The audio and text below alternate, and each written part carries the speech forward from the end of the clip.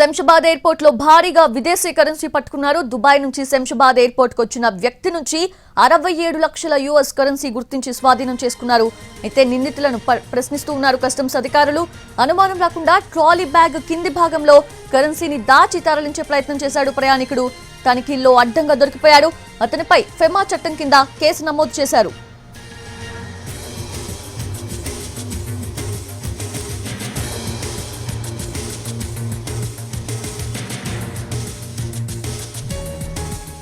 Shamshabad airport లో భారీగా విదేశీ కరెన్సీ పట్టుకున్నారు. దుబాయ్ నుంచి శంషాబాద్ ఎయిర్పోర్ట్ కు వచ్చిన వ్యక్తి నుంచి 67 లక్షల యుఎస్ కరెన్సీ గుర్తించి స్వాధీనం చేసుకున్నారు. అయితే నిందితుని ప్రశ్నిస్తూ ఉన్నారు కస్టమ్స్ అధికారులు. అనుమానం రాకుండా ట్రాలీ బ్యాగ్ కింది భాగంలో కరెన్సీని దాచి తరలించే ప్రయత్నం చేశాడు ప్రయాణికుడు. అయితే తనిఖీల్లో అడ్డంగా దొరికిపోయాడు.